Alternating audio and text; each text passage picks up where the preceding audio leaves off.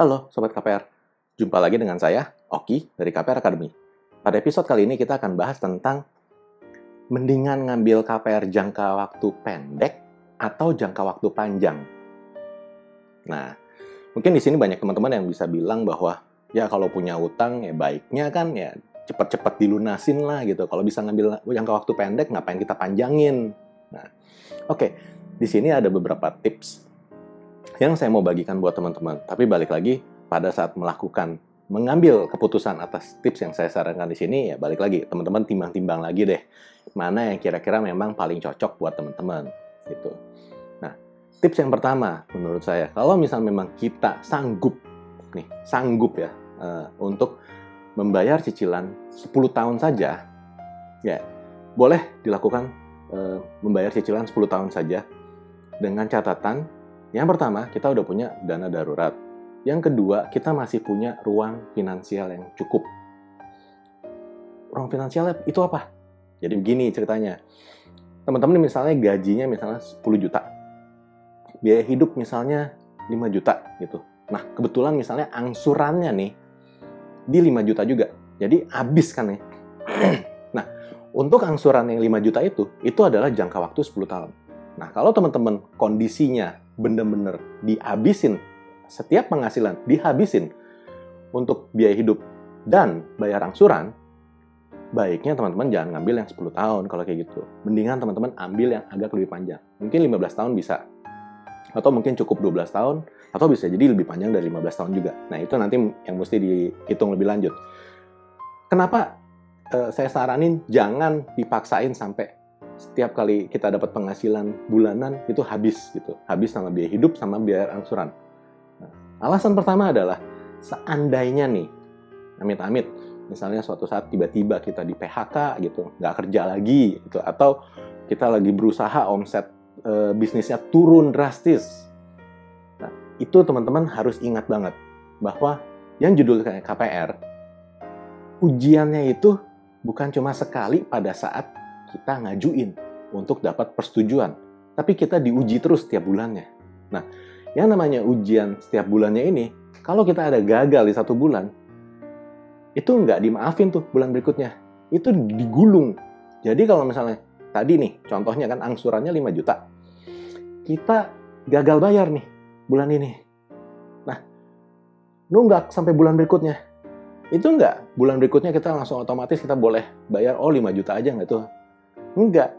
Kalau misalnya kita hanya bayar 5 juta, kita hanya tutupin 1 tunggakan. Tapi tunggakan itu akan terkejadian terus.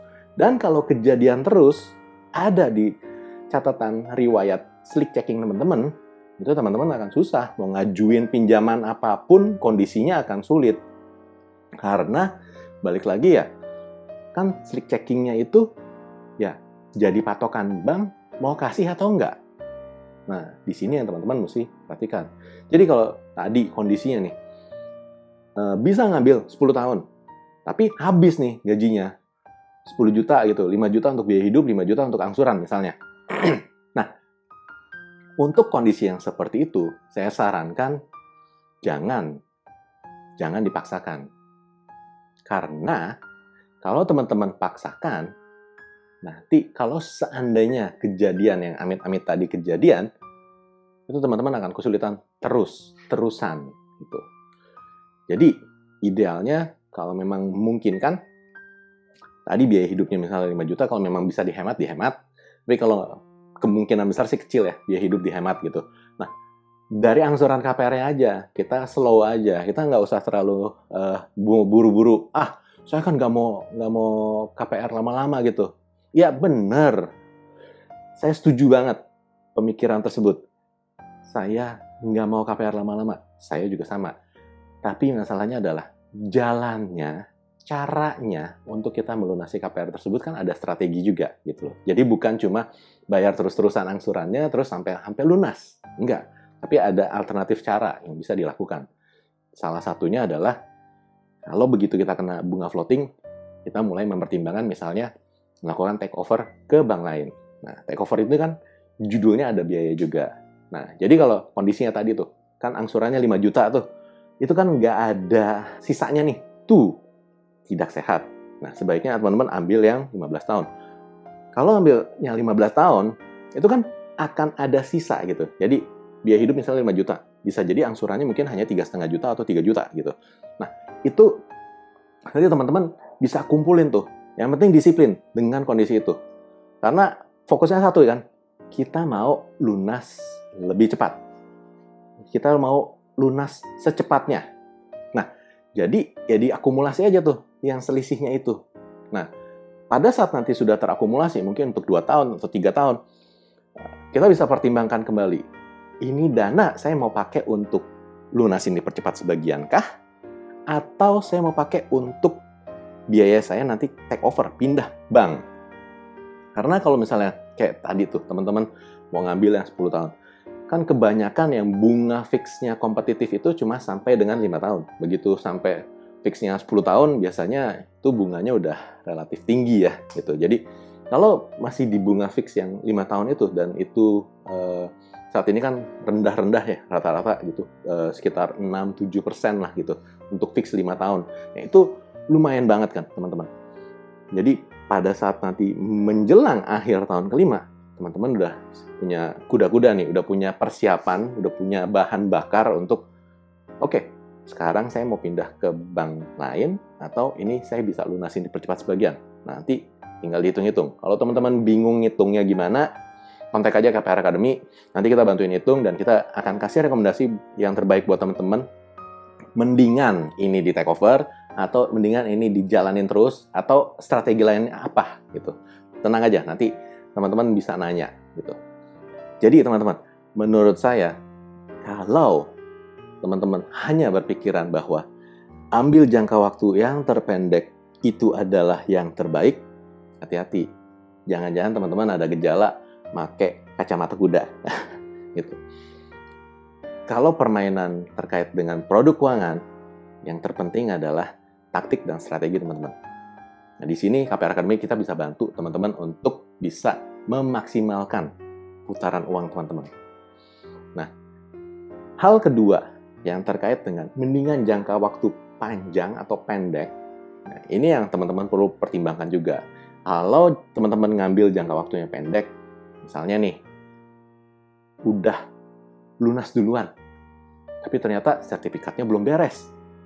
Nah, kalau kondisi kayak gitu, itu teman-teman jadi seakan-akan kayak berdiri sendiri, gitu, berhadapan dengan developer. Jadi kalau teman-teman mau menuntut haknya teman-teman gitu, mana nih sertifikat saya, gini, gitu. Nah, teman-teman sendirian tuh nanti lawan developer, gitu. Beda kalau teman-teman ngambil jangka waktu yang mungkin lebih panjang, misalnya belum selesai, teman-teman bisa tembak ke banknya, suratin. Atau teman-teman juga bisa koordinasi sama tetangga-tetangga teman-teman. Ya, tentunya kalau misalnya teman-teman sertifikatnya belum jadi, ya masa iya tetangganya udah pada jadi gitu. Kalau tetangganya udah pada jadi, ya udah nggak usah komplain, tinggal tunggu waktu aja kalau gitu. Tapi kan kalau teman-teman belum jadi sertifikatnya, terus tetangga yang lain juga belum pada jadi, ya mungkin nggak ada salahnya menanyakan secara bersama-sama. Jadi kalau lebih rame kan, kata satu iklan tuh, lebih rame lebih meriah. Nah, prinsipnya sama.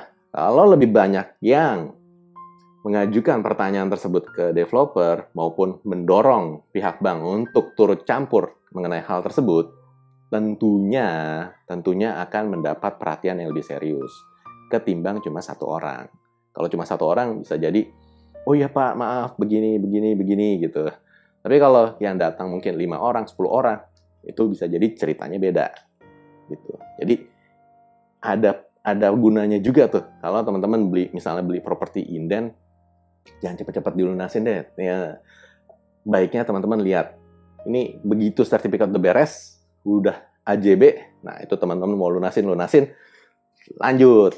Tapi kalau sertifikatnya belum jadi nih, belum pecah-pecah gitu, belum beres-beres, nah baiknya teman-teman ya slow sedikit, bersantai sedikit, dan menggalang teman-teman yang lain gitu. Jadi nggak cuma teman-teman yang mengajukan keluhan itu sendiri, tapi teman-teman juga punya teman-teman yang lain.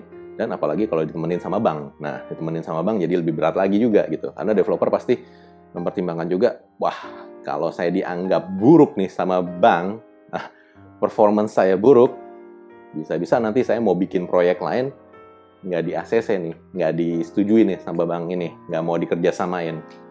Kan kalau kondisinya seperti itu, developernya akan kerepotan ya. Begitu ceritanya. Jadi, singkatnya, ada dua hal yang teman-teman perlu pertimbangkan baik-baik kalau di saat teman-teman mau menentukan ngambil jangka waktu. Gitu. Jangka waktu yang lebih panjang itu nggak selamanya lebih buruk, tapi ada dua hal yang teman-teman boleh pertimbangkan. Yang pertama yang tadi mengenai angsurannya, apakah teman-teman mau jalani KPR ini dengan benar-benar tegangan tinggi ya, tegangan tinggi karena kewajibannya tinggi, besar, atau teman-teman mau lebih rileks sedikit dan nyimpen tenaga dalam untuk strategi lanjutan, begitu. Dan poin yang kedua yang teman-teman perlu pertimbangkan adalah teman-teman kalau beli properti inden, baiknya ya punya teman-teman yang cukup banyak, dan jangan lupa kalau teman-teman masih pakai fasilitas dari bank, tentunya banknya mau nggak mau mesti peduli juga. Oke, sampai di sini dulu pembahasan kali ini. Sampai jumpa di episode berikutnya. Bye!